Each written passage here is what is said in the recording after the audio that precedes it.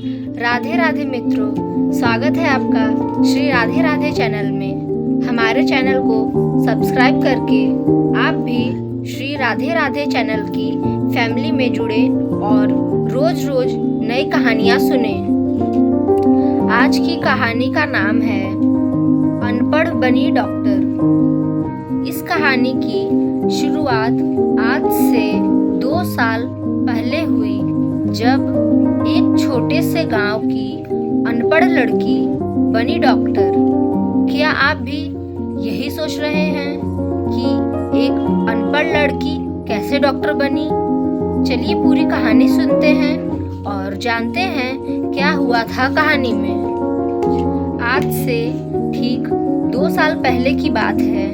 एक छोटे से गांव की लड़की, जिसने कभी पाठशाला का मुंह नहीं देखा, उसकी आर्थिक स्थिति बहुत खराब थी, जिसके कारण 2 समय का खाना भी उसके परिवार को रोज नहीं मिल पाता।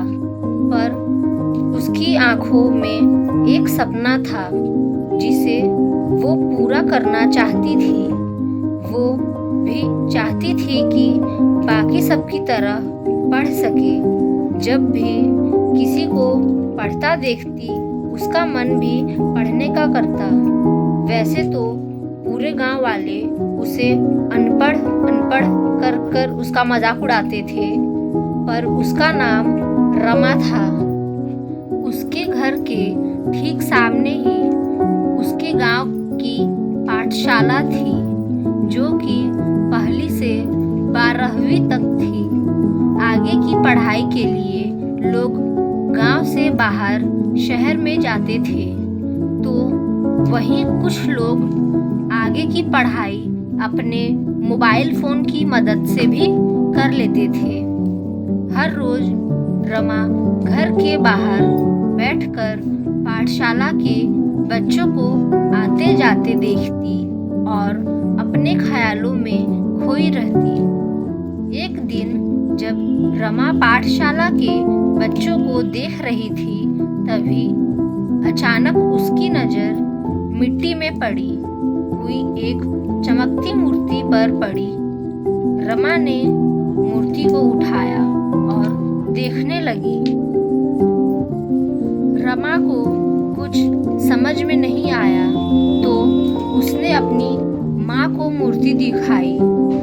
उसकी माँ ने उसे बताया कि यह लड्डू गोपाल की प्रतिमा है और इनको सभी अपने घरों में रखते हैं। इनसे सच्चे दिल से मांगने पर सारी मनोकामनाएं पूरी होती हैं। रमा ने अपनी माँ की बातें ध्यान से पूरी सुनी और लड्डू गोपाल की पूजा अर्चना करने लगी। एक दिन रमा ने रोते हुए सब बताया अपने लड्डू गोपाल को कि वो पढ़ना चाहती है और उसका भी डॉक्टर बनने का सपना है, जो गरीबी के कारण पूरा नहीं हो पा रहा।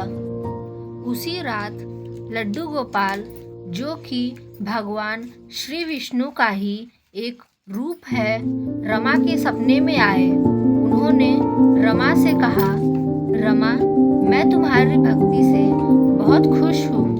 तुम पढ़ना चाहती हो ना?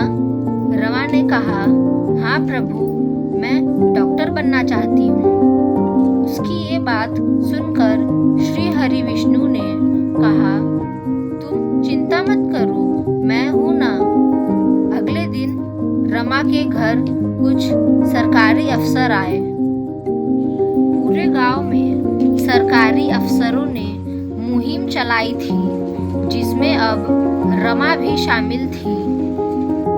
उस मुहिम में गांव के विकास के लिए हर बच्चे को मुफ्त शिक्षा दी गई और आगे की पूरी पढ़ाई निःशुल्क हुई। रमा का परिवार आज भी गांव में गरीबी से लड़ रहा था। तभी रमा सफ़ेद कोट पहने अपने घर शहर से गांव आई। उस कोट पर डॉक्टर रमा लिखा था। आज वो दिन था जब रमा का सपना पूरा हुआ और सबसे पहले उसने लड्डू गोपाल के पैर छुए और माँ बाप का आशीर्वाद लिया। धीरे धीरे उनका परिवार गांव का सबसे अमीर परिवारों में से एक हो गया।